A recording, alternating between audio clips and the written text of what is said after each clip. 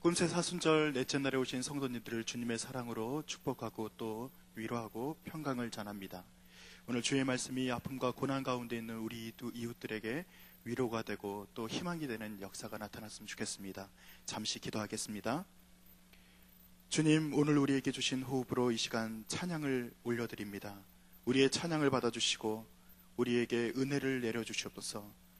우리에게 참된 평강이 임하기를 소원하고 또 아버지 하나님 구원의 손길이 있기를 또한 소원하오니 주여 우리 기도를 응답하여 주시옵소서. 이 시간 찬양드리는 찬양 다드림 찬양대에게 능력을 주시고 아버지 하나님께서 인도하실 것을 믿습니다. 감사드리며 예수님의 이름으로 기도드립니다. 아멘.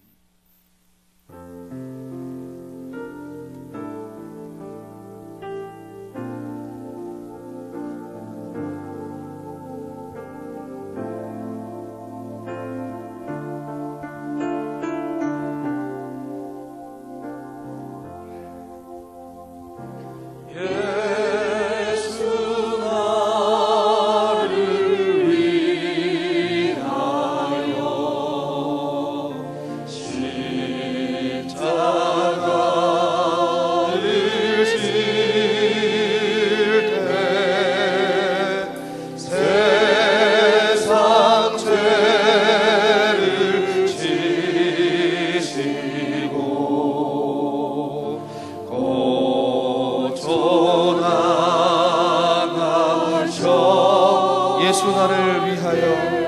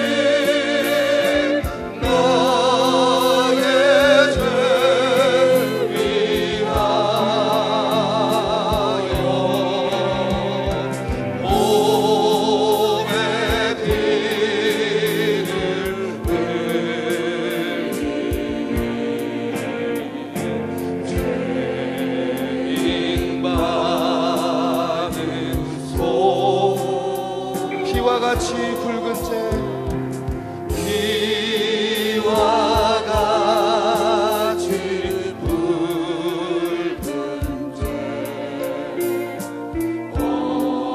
없는 이가 없네 십자가의 공로로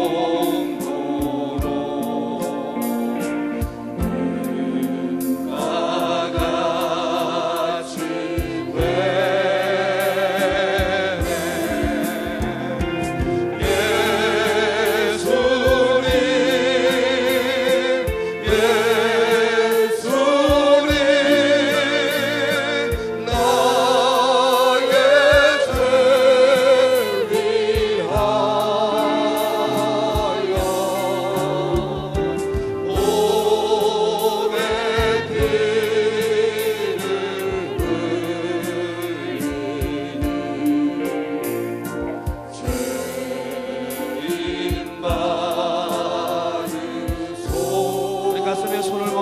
고백하십시다. 아름답다 예수여.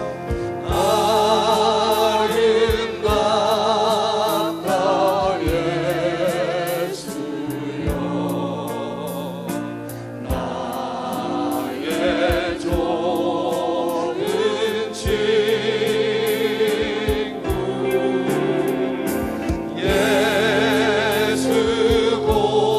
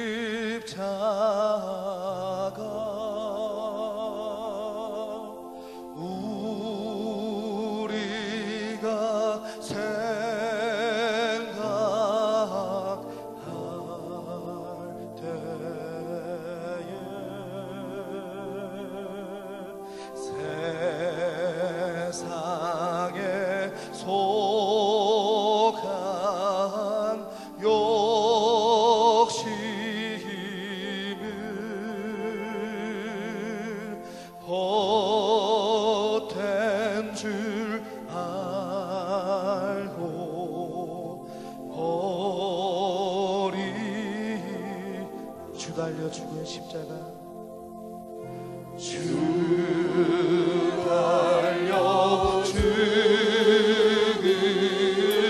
십자가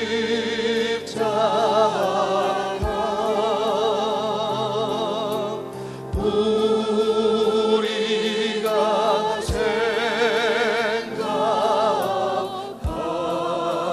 때에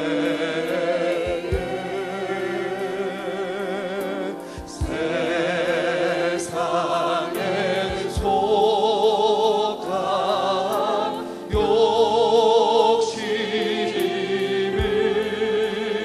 욕심을 헛된 줄 알고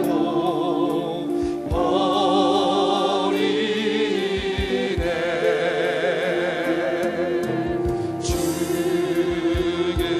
죽으신 구주 밖에는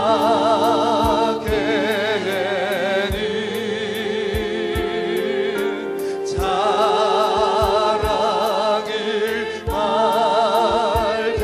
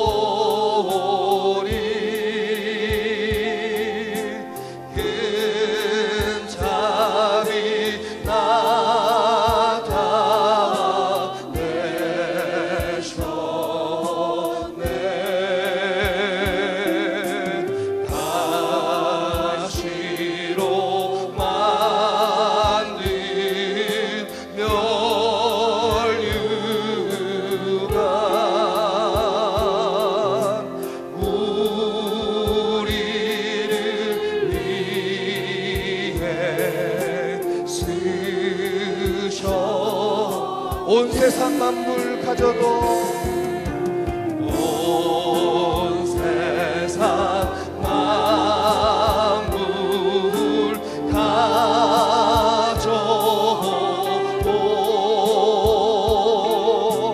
주 은혜 못 갚겠네.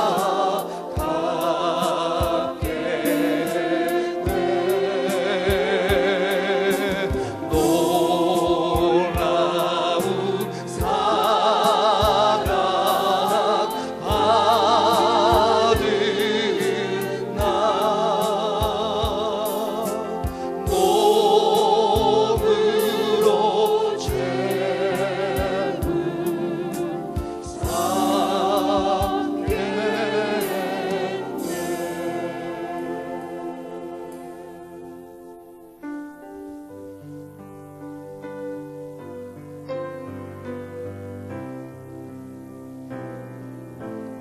주님 오시는 그날까지 험한 십자가 붙들겠습니다. 고백하며 찬양하십시다.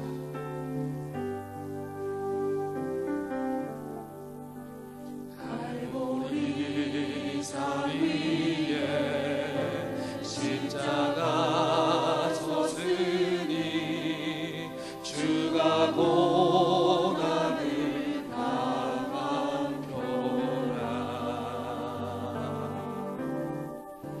원한 십자가를 내가 사랑하는 주가 보혈을 흘림이라. 최후 승리를 얻기까지 주의 십자가 살아가니 남별류가 하기까지 험한 십자가 붙들겠네. 멸시전에 받은 주의 십자가에 나의 마음이 울리도다. 귀한 어린 양이 세상 죄를 지고 귀한 어린 양이 세상 죄를 지고 험한 십자가 지셨도다. 험한 십자가 지셔. 우리 두 손을 들고 고백하십시다. 최후 승리를 얻기까지 최후 승리를 얻기까지 주의 십자가 살아나리.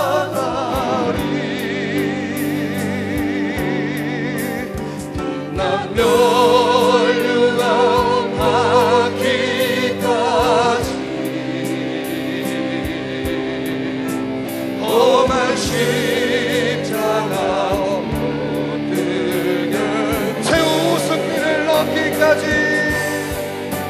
최후 승리를 얻기까지 주의 십자가 살아나니. 난 멸류가 하기까지 험한 우리 다시 한 번 더 주님 앞에 진정으로 고백하십시다. 최후 승리를 얻기까지 최후 승리를 얻기까지 주의 십자가 살아나리. 난 멸류가 하기까지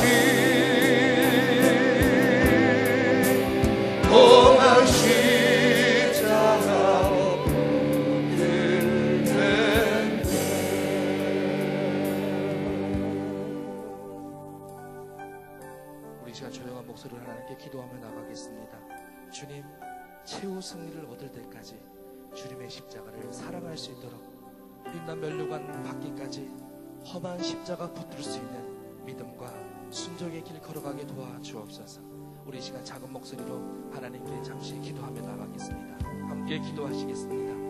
하나님 아버지 감사합니다. 이 시간에도 주님의 십자가를 바라봅니다. 또한 우리에게 주신 거룩한 십자가, 주님 우리를 부인하고 나 자신을 내려놓고 그 십자가를 지고 주님을 쫓을 수 있도록 하나님 인도해 주시옵소서. 우리를 구원하시기 위해서 이 땅에 오신 주님을 기억하면서 하나님 우리도 이 땅의 많은 백성들 주님 앞으로 인도하며 살아갈 수 있도록 하나님 인도해 주시옵소서. 우리에게 힘과 능력을 더하여 주시고 우리에게 영적인 경륜을 더하여 주옵시고 하늘의 양식으로 하늘의 힘으로 우리에게 공급하여 주시옵소서. 이 시간 주님 새벽에 주님의 거룩한 말씀 듣기를 원합니다. 말씀하여 주옵소서. 길을 엽니다. 들려주시옵소서. 우리 마음에 새기게 도와주시옵소서. 하나님 인도하여 주시기를 간절히 소망합니다.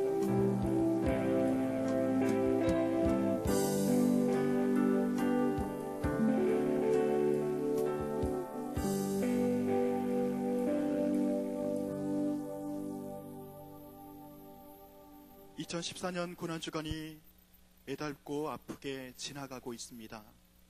지금 이 시간 구원의 손길을 기다리는 이들에게, 특별히 사고로 인해 고통 가운데 있는 이들에게 위로와 평강이 또 구원의 능력이 임하게 하시옵소서. 오늘 말씀이 우리에게 임할 때 십자가의 능력으로 회복해야 되는 역사가 나타나게 하시옵소서. 말씀을 들고 서시는 지영은 담임 목사님을 강건하게 하시고 예배를 섬기는 손길들마다 축복이 임하게 하시옵소서. 우리의 구원자 되시는 예수 그리스도의 이름으로 기도드립니다. 아멘. 789의 특별 찬양 후에 가상 사언 심판이라는 제목으로 목사님께서 말씀 전해주실 때 많은 은혜 받으시기 바랍니다.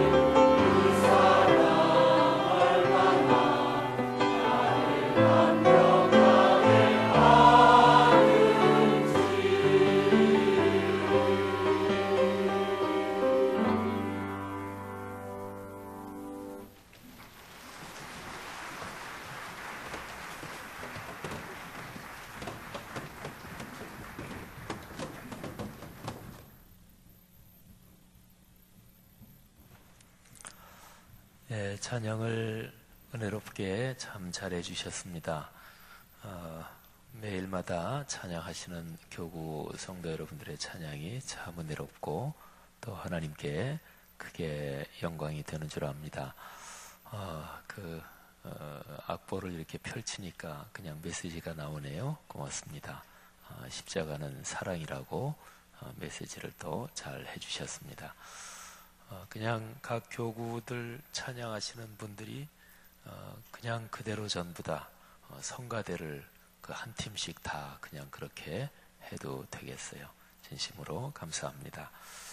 이 시간에 한번 잠깐 한음성으로 기도 한번 하고 그 다음에 제가 마무리하면서 헌금 기도하겠습니다. 우리 진도 부근 해상에서 발생한 그 선박사고 아직까지 290명이 확인되지 않고 있는데 하나님 한 명이라도 더 생명으로 구원되게 하옵소서. 또 가족들의 마음과 또 그 관련된 사람들을 하나님이 불쌍히 여기사 위로하시고 또 하나님의 손길로 붙들어 주옵소서. 또 구조에 총력을 기울이는 해경 또 군 또 민간 또 여러 전문 잠수하시는 분들 하나님 주님께서 축복하시고 긍휼을 베풀어 주옵소서. 또 국가의 재난 총지휘하는 중앙재난대책본부 또 관련된 모든 분들 축복하옵소서. 또 한국 교회들이 많이 기도하고 있을 텐데 하나님 불쌍히 여기셔서 우리의 기도를 들어 주옵소서. 우리 다 같이 한번 한음성으로 기도하겠습니다. 하나님 아버지, 이 시간에 우리가 마음을 모아 기도합니다. 참으로 너무 끔찍한 사고가 나서 온 국민이 마음 아파하며 마음을 졸이고 있습니다. 하나님 아버지, 이 시간에 우리가 마음을 모아 기도합니다. 아직까지 생사가 확인되고 있지 않은 290명 아버지께서 긍휼을 베풀어 주시고 불쌍히 여겨 주시기를 원합니다. 하나님 아버지, 많은 사람들이 선박 안에 갇혀 있을 걸로 추정되는데 아버지께서 긍휼을 베풀어 주셔서 그분들이 거기에서 살아서 구조될 수 있도록 축복해 주시기를 기도합니다. 하나님 아버지, 가족들의 마음을 하나님께서 붙잡아 주시기를 원합니다. 하나님 아버지, 특별히 안산 당원 고등학교 학생들, 하나님 그 꽃다운 나의 학생들, 하나님 생명으로 살아 구조될 수 있도록 주님께서 긍휼을 베풀어 주시옵소서. 하나님 해양 경찰청과 또 군 부대 그리고 전문 구조 대원들 하나님이 축복하시며 특별히 물속으로 잠수하는 분들 하나님께서 그들의 안전을 지켜주시고 하나님이 그들의 눈이 되시고 손이 되시어서 아직까지 생명이 있는 사람들 구원할 수 있도록 구조할 수 있도록 축복해 주시고 이끌어 주시기를 기도합니다. 하나님 중앙 재난대책본부 하나님께서 거기에서 일하는 공직자분들을 축복하시며 하나님 아버지 모든 것이 효율적으로 움직일 수 있도록 축복해 주옵소서. 하나님 아버지 온 국민의 간절한 열망과 또는 그리스도인들의 기도를 주님께서 응답하시기를 원합니다.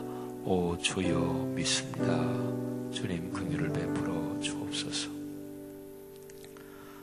하나님 아버지, 이 시간에 우리가 주님 앞에 기도한 제목을 응답하여 주시는 줄 믿습니다. 불쌍히 여기시고 긍휼을 베풀어 주시옵소서.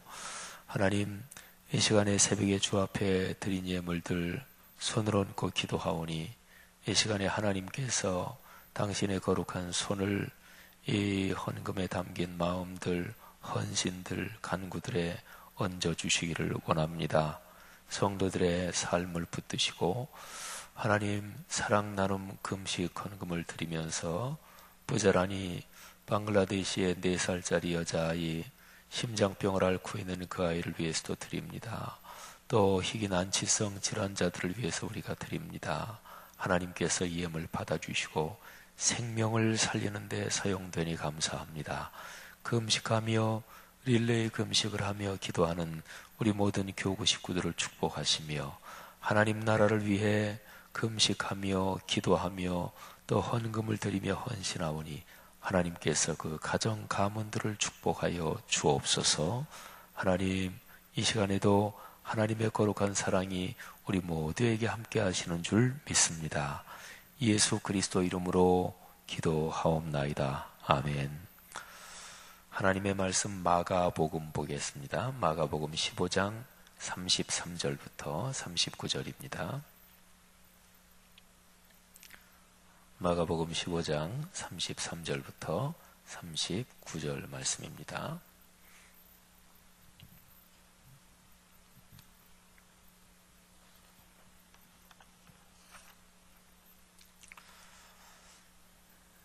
저하고 여러분이 한 절씩 교독하지요. 그리고 39절 맨 끝절은 다 같이 읽겠습니다. 제가 33절 먼저 봉독합니다. 제6시가 되매 온 땅에 어둠이 임하여 제9시까지 계속하더니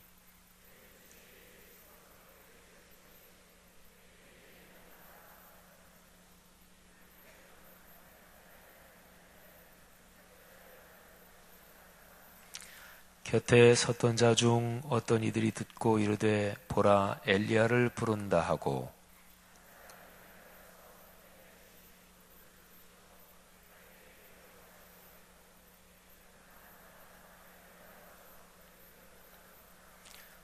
예수께서 큰 소리를 지르시고 숨지시니라. 이에 다 같이요. 예수를 향하여 섰던 백부장이 그렇게 숨지심을 보고 이르되 이 사람은 진실로 하나님의 아들이었도다 하더라. 아멘. 제6시 그러면은요, 낮 12시를 말합니다. 그러면 제9시, 그거는 오후 3시지요. 우리의 주님 예수 그리스도께서 2000년 전에 십자가에 달려 계시는 그 시간에 낮 12시부터 오후 3시까지 캄캄해졌습니다. 온 땅에 어둠이 임했다. 이렇게 말씀하고 있습니다. 그 3시간 동안 그 캄캄한 시간에 무슨 일이 있었을까요? 또 그 캄캄해진 것은 그 의미와 뜻이 무엇일까요? 어둠 그러면 성경에서는 무엇보다 악한 세력, 사단의 세력, 또 부정적인 것을 뜻합니다. 그리고 또 캄캄한 어둠, 이거는 하나님의 심판을 뜻하기도 합니다. 이스라엘 백성이 애굽에서 종살이 할 때 하나님이 이스라엘 백성을 건져내시잖아요. 근데 애굽에 10가지 재앙을 내리십니다. 근데 맨 마지막 재앙이 사람의 자녀든 또는 짐승의 새끼든 첫 번째 난 것을 전부 다 하나님이 죽음으로 치시는 재앙이었습니다. 근데 그거는 밤에 이루어졌습니다. 말하자면 캄캄한 밤에 하나님의 죽음으로 치시는 심판이 애굽 전역에 있었던 거지요. 근데 그때에 어린 양의 피가 그 문 앞에 바깥에서 볼 때 이렇게 문에 발라진 그런 집은 하나님의 죽음의 심판이 들어가지 않고 그냥 이렇게 넘어갔습니다. 그래서 유월절이 그것 때문에 생겼는데 거기에 월자는 넘을 월자입니다. 우리 보통 월담한다 할 때 그 월자하고 똑같습니다. 그래서 하나님의 무서운 심판, 죽음의 심판이 그 집에 넘어가지 않고 하나님의 은혜로, 은총으로 그냥 넘어서 지나갔다. 그래서 유월절이죠. 여러분, 이스라엘 백성이 애굽에서 무시무시한 10번째 재앙 가운데서 구원받은 그거를 이렇게 생각해 보십시오. 오늘 여기에 낮 12시부터 오후 3시까지 이어진 그 캄캄함, 그거는 하나님의 심판입니다. 그런데 하나님의 심판인데, 그런데 구체적으로 무슨 일이 있었을까요? 하나님이 심판하시면서 어떤 일을 하셨을까요? 예수 그리스도의 십자가 사건에서 하나님의 공의와 사랑이 두 개가 동시에 발생했어요. 하나님은 사랑이시잖아요. 근데 하나님은 죄 지어도 아유 그래 괜찮다 뭐 그럴 수도 있지 이러시는 그런 사랑은 아닙니다. 흔히 사랑을 얘기할 때 눈먼 사랑을 얘기하지요.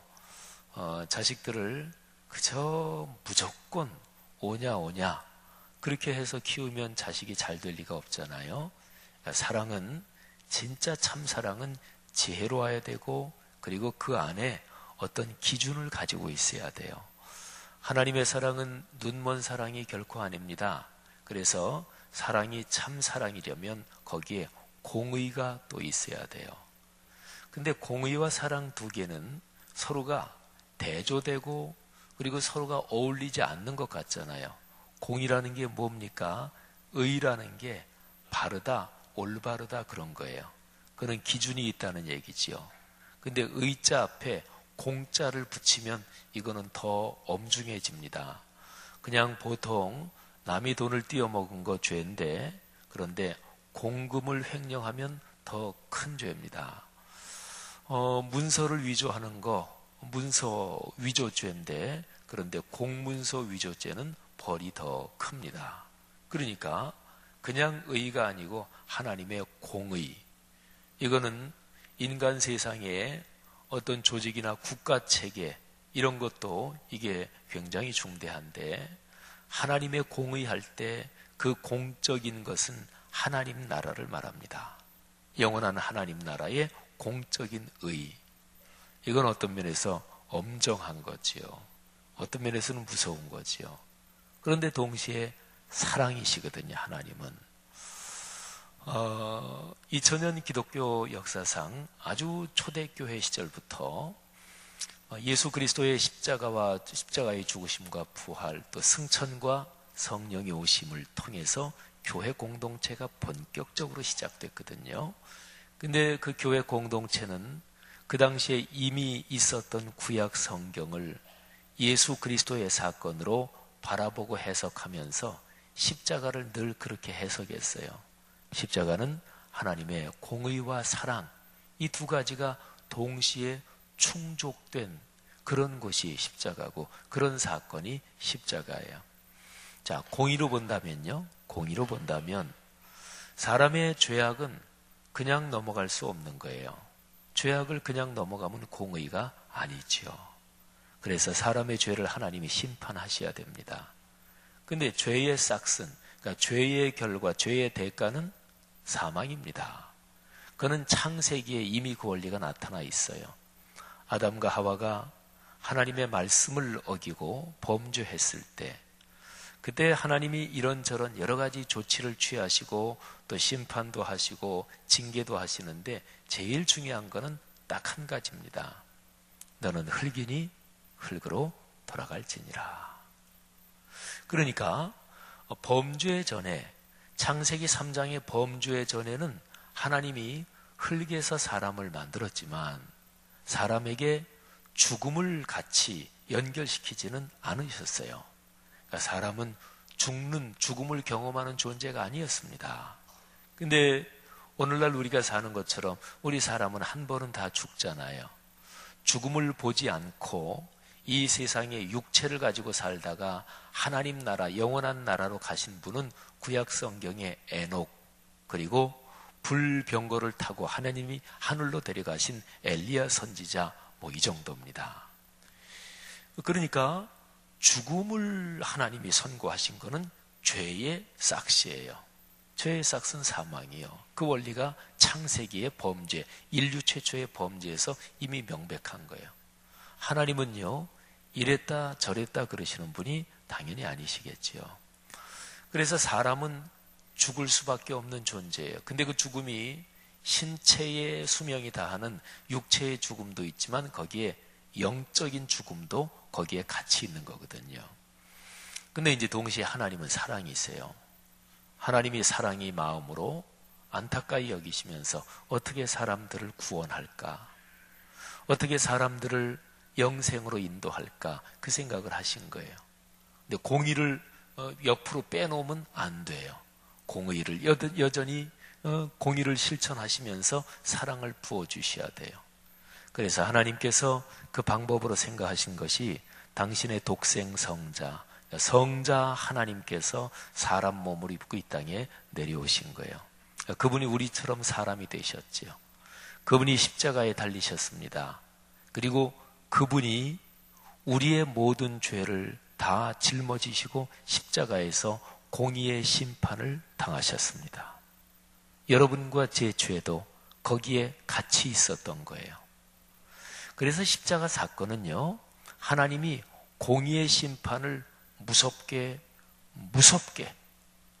조금도 용서하지 않고 다 쏟아 부으신 곳이 바로 십자가입니다. 근데 동시에 그 십자가에서는 하나님의 사랑이 또 뜨겁게 당신 자신을 내어주면서 하나님의 사랑을 다 쏟아 부으신 것이 바로 또 십자가입니다. 십자가에는 예수 그리스도, 완전한 사람이 되신 예수 그리스도가 달리셨는데 거기에 또 한 사람이 있습니다. 그는 모든 인류를 사람 이렇게 표현해서 모든 인류가 거기에 있는 거예요. 그러니까 십자가에는 보면은 두 사람이 있는 거지요. 사람이 되신 하나님이 거기에 달려 계십니다. 그리고 온 인류를 하나로 사람 이렇게 표현해서 온 인류 또 한 사람이 거기에 달려 있는 거예요. 그래서 십자가 그 사건, 특별히 12시부터 오후 3시까지 캄캄했을 때 하나님의 심판하시는 시간인데, 그런데 하나님은 거기에 달린 둘째 아담, 당신의 독생 성자에게 죄의 모든 대가를 다 쏟아 부으셨습니다. 하나님의 공의, 죄의 죽음을 다 쏟아 부으셨어요. 그리고 거기에 달린 같이 있는 모든 인류에게는 하나님의 사랑을 다 쏟아 부으신 거예요. 사랑하신 여러분, 이 십자가 사건을 우리의 가슴에 꼭 붙잡아야 돼요. 평생토록 이거를 잊으면 안 돼요. 신앙생활 하시면서 예수 그리스도의 십자가 사건, 그거를 생각하는, 또 그거를 이해하기 쉽게 하는 예화나 이야기들을 많이 들은 적이 있으실 거예요. 예를 들어서 어떤 나라에서 왕이 법을 정했는데 이 법을 어기는 사람은, 그 사람은 두 눈을 뽑는 형벌에 처한다. 근데 어느 날 그 법을 제일 처음으로 누가 어겼어요. 근데 보니까 그 왕의 아들이에요. 왕이 공적인 명령을 내려놓고, 그리고 법을 집행 안 할 수도 없고, 집행하자니 자기 아들이고, 그래서 왕이 집행해라. 모든 신하들이, 백성들이 깜짝 놀라는데 그러시면 안 됩니다. 그런데 왕이 엄명을 내립니다. 집행해라. 근데 두 눈에 형벌을 가하는데 한쪽 눈은 그 범죄한 왕자, 그리고 한쪽 눈은 내 눈을 뽑아라. 뭐 이랬다는 얘기도 아마 들으신 적이 있을 거예요. 뭐 구성된 얘기이지 싶어요. 근데 그런 종류의 얘기들은 많죠. 그죠? 근데 십자가의 기본 원리가 그런 거예요. 사랑하신 여러분, 예수 그리스도께서 달리신 그 십자가에 여러분과 저도, 우리 같은 죄인, 죽어마땅한 우리 죄인이 거기에서 구원을 받았다는 사실을 다시 한번 성경적으로 정리하고 하나님 앞에 깊은 감사가 있기를 바랍니다. 성경 말씀을 읽을 때 성경을 정확하게 읽어야 된다. 그러니까 신앙생활 하면서요, 하나님 나라에 갈 때까지, 마지막에 주님이 부르실 때까지 우리는 성경 말씀을 열린 마음으로, 깨어있는 마음으로 읽어야 돼요. 신앙이 성장이 안 하는 사람들의 특징이 있습니다. 그는 어느 정도 성경 지식이 쌓이고 어느 정도 신앙생활하면 자기 신앙 스타일이 어느 지점부터, 어느 순간부터인가 고정이 됩니다. 그래서 자기 고집이 생겨요. 성경을 정확하게 안 읽습니다.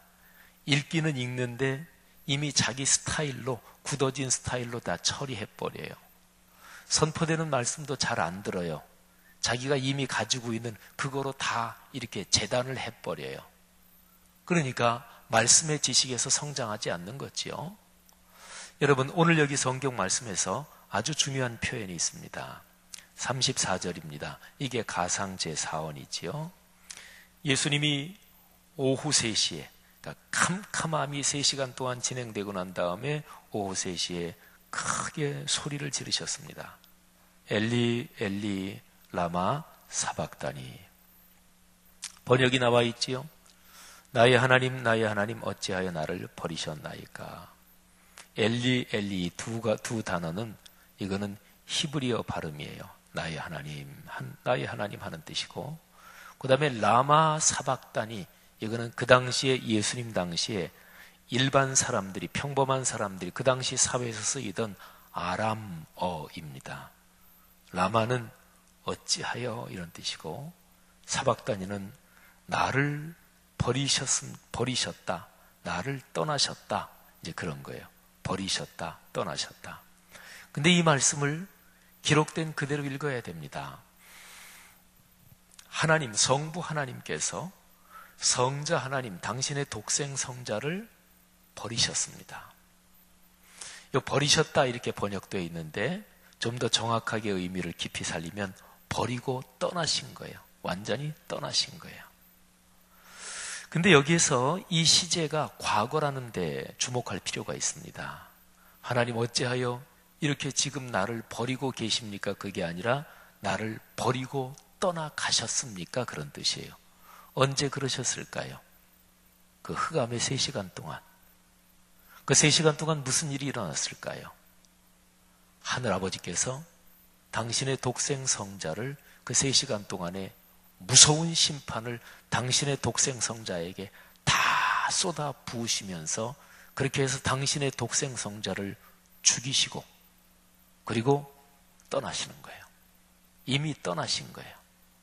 그러니까 흑암이 끝날 무렵에 예수 그리스도께서 고통 중에 부르짖은 게 그거예요. 어찌하여 나를 버리고 그렇게 떠나셨습니까? 하는 거죠. 성경 말씀을 읽을 때 예수님은 신이시니까 또 하나님의 아들이고 또 성자 하나님이시니까 그 십자가의 무서운 고통이 좀 훨씬 지기가 괜찮으셨겠지, 별로 어렵지 않으셨겠지, 이렇게 생각하면 그게 이단이에요. 기독교 역사적으로 보면 그런 사람을 가리켜서 가현론자라고 얘기할 수가 있어요. 가짜로 현, 나타났다. 그러니까 하나님이 진짜로 사람이 돼가지고 하나님이 육체 가운데서 죽임을 당하셨다. 그게 제가 이미 설명드린 대로 그 당시에 예수님이 살고 계시고 이 신약 성경 시대에 영지주의라는 게 있었단 말이에요. 그런 사람들이 이해가 안 가는 거예요. 육체는 악한 거고 영은 선한 건데 영적인 어떤 거룩한 존재가 육체 가운데 들어와서 더군다나 죽었다. 이거는 이해가 안 가는 거예요. 그러니까 그냥 사람 모습으로 이렇게 그냥 가현적으로, 그러니까 현상적으로는 사람처럼 보이지만 진짜는 아니고 그냥 잠깐 몸에 머물렀다가 그냥 그렇게 떠난 거다. 기독교 정통 기독교는 그거를 이단이라고 정죄했고 예수님은 그런 분이 아니시다. 우리가 사도신경에서 고백하는 게 그거예요. 예수님은 참 하나님이시자 참 사람이다. 이게 기독교 신앙의 기본적인 고백이에요. 그러니까요, 예수 그리스도는 여러분과 저처럼 똑같이 그 고통을 짊어지신 거예요. 패션 오브 크라이스트라는 그 영화가 여러 해 전에 있었죠.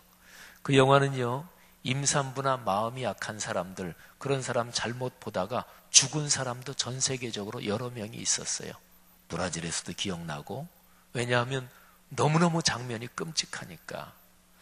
근데 기독교 영화 중에서요, 예수 그리스도의 십자가 사건을 다룬 영화 중에서 예수 그리스도께서 못 박히고 피 흘리고 그거를 사실적으로 아주 리얼하게 그 영화만큼 그린 게 별로 없을 거예요.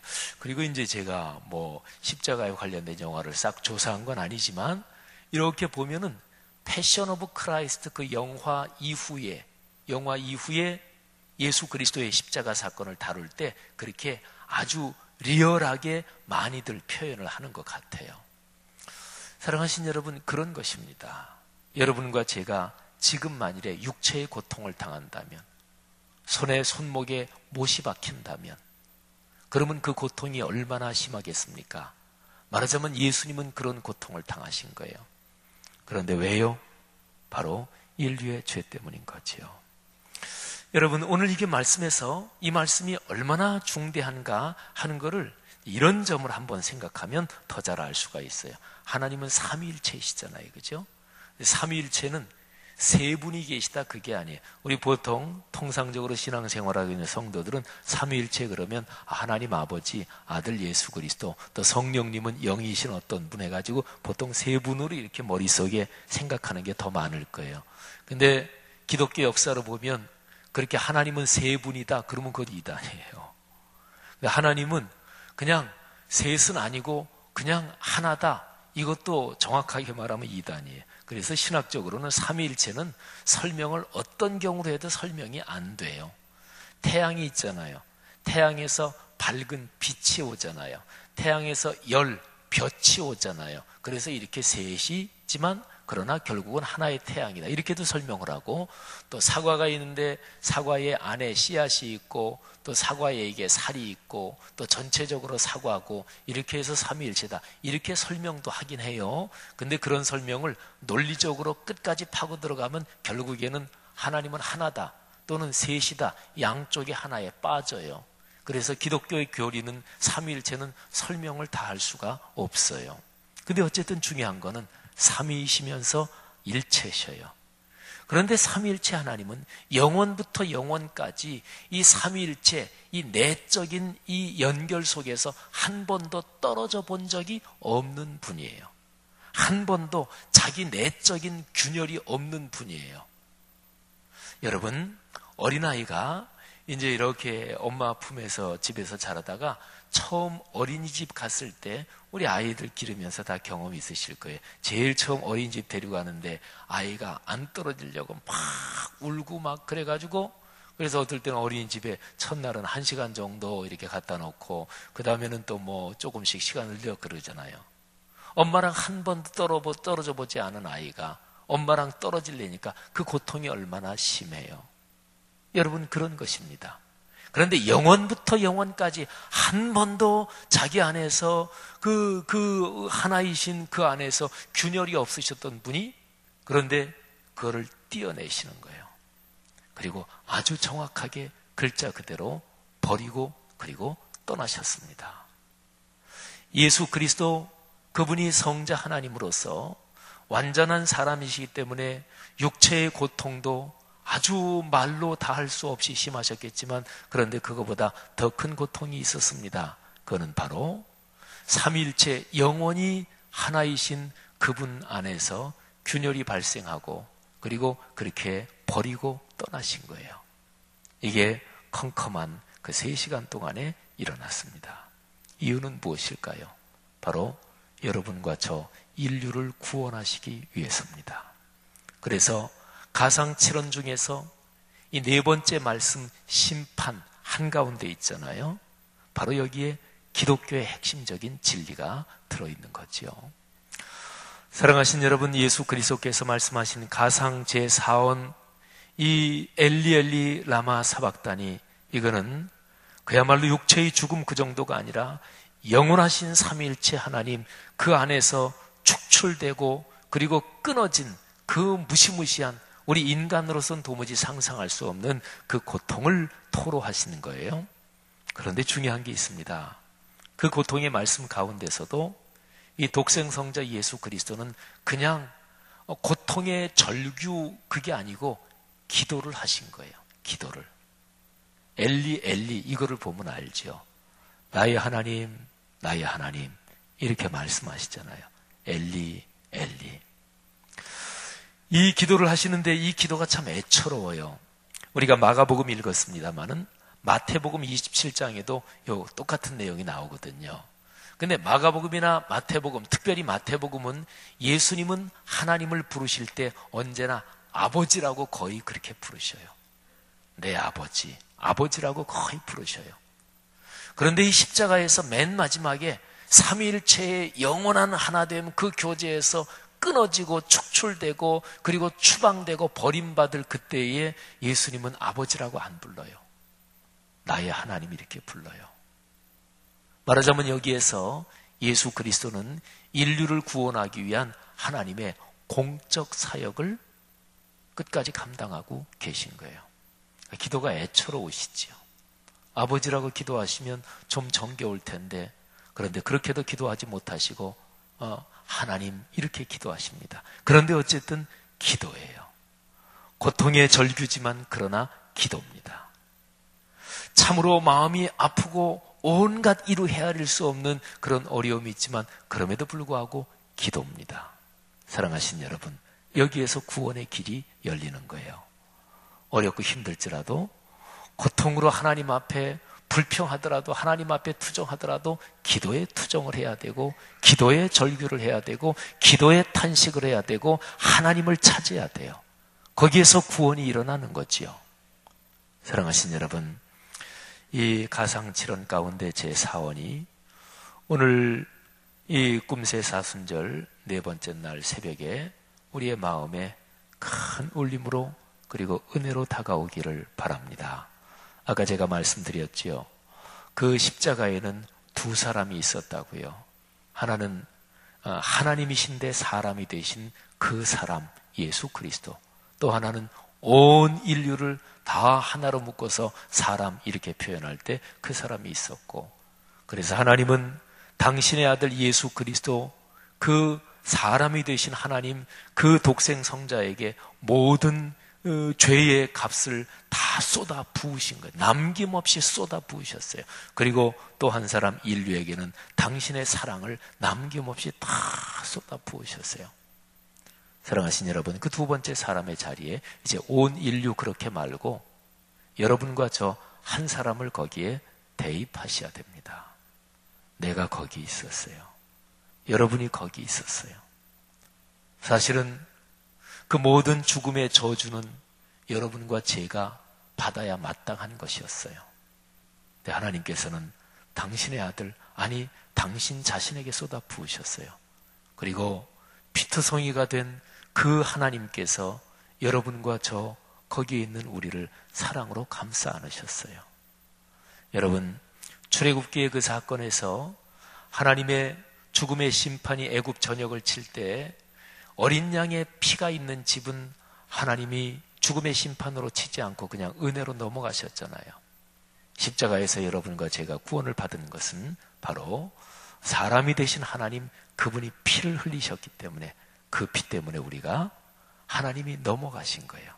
감싸 안아 주신 거예요. 예수님은 크게 소리를 지르십니다. 나의 하나님, 나의 하나님, 어찌하여 나를 버리셨나이까, 떠나셨나이까. 근데 하나님이 대답하셨나요? 아니요. 하나님은 침묵하셨어요. 그 침묵은 끝이 없는, 바닥이 없는 심연보다 더 깊었습니다. 아무 소리도 들려오지 않았습니다. 공허한 메아리만 희미하게 들려왔을 뿐입니다. 당신의 아들 독생 성자가 그토록 간절히 부르짖는데도 하나님 아버지는 침묵하시고 아예 돌부처처럼, 아예 완전하게, 아예 목석처럼, 아예 전혀 관심 안 쓰고 그야말로 영원히 끊어진 것처럼 그렇게 하나님은 돌아앉으시고 침묵하셨습니다. 그런데요, 사실은 이렇게 절규하는 예수 그리스도 그분이나, 아니면 완전하게 침묵하시고 전혀 관심도 안 두시는 그런 하나님 아버지께서 돌아앉으신 하나님 아버지나 다 대답을 알고 있었어요. 그러니까 들려오진 않았지만 예수 그리스도 그분 자신도 이미 알고 있는 하나님 아버지의 대답은 이런 거였어요. 사람아, 사람을 구원하려고 너를 버렸다. 이게 하나님의 대답이었습니다. 사람아, 사람을 구원하려고 너를 버렸다. 그런데 결국은 한 사람은 구원했어요. 한 사람은 버렸어요. 그리고 끝인가요? 아닙니다. 그 다음에 이제 위대한 역전의 드라마가 일어나지요. 그게 바로 부활이에요. 부활. 그래서 버린 그 사람이, 버림받은 그 사람이 부활의 영광으로 다시 사는 거예요. 그래서 두 사람 다 사는 거예요. 이게 기독교의 진리예요. 사랑하신 여러분, 우리의 삶 가운데서 혹시나 내가 조금 희생하고 내가 조금 섬겨서 나만 아니라 서로가 다 산, 또 서로가 다 잘된 그런 거를 경험하셨나요? 예, 일상생활에서 경험할 수 있는 거잖아요. 사실은 크고 작은 일에서 이 원리를 사람은 경험하면서 삽니다. 어떤 기쁜 일이 있으셨나요? 어떤 행복한 일이 있으셨나요? 그 일을 잘 들여다보세요.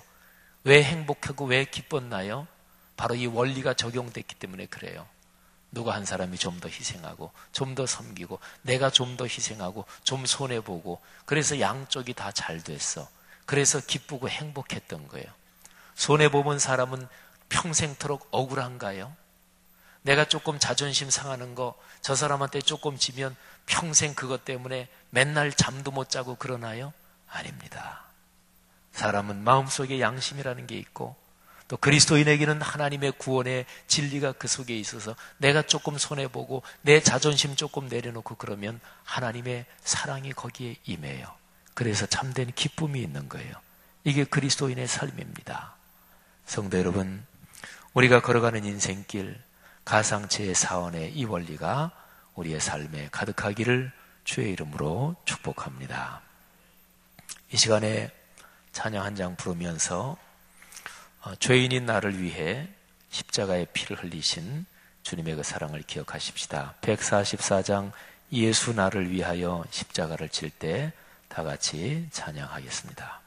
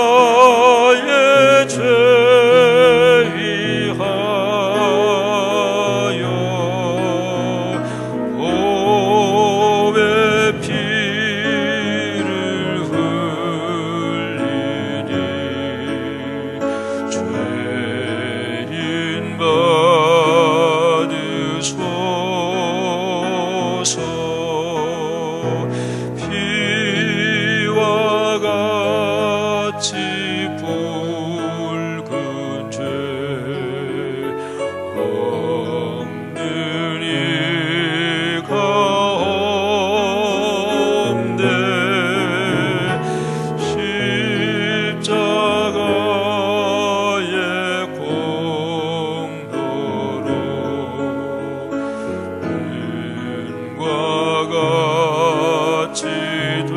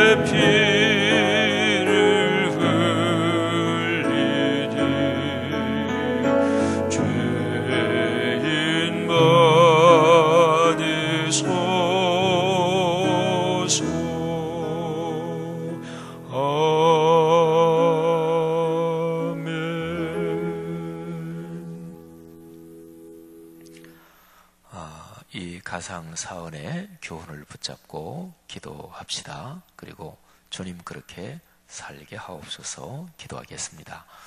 이 고난주간에 여러분이 기도하시는 가정과 가문을 위한 제목들, 또 몸의 건강, 경제적인 어려움이 해결되게 해달라는 기도 제목들, 또 교회 공동체, 하나님의 복음을 땅끝까지 전하는 선교, 그리고 나라와 민족을 위해서 기도해 주시고, 또 우리 진도 앞바다에서 난 해상 사고를 위해 또 계속 기도하시겠습니다. 다 같이 기도하시다가 자유롭게 돌아가시겠습니다. 하나님 아버지, 은혜를 진심으로 감사합니다. 하나님, 오늘도 주의 거룩한 말씀을 통해 우리에게 가르침을 주시며 다시 한번 주의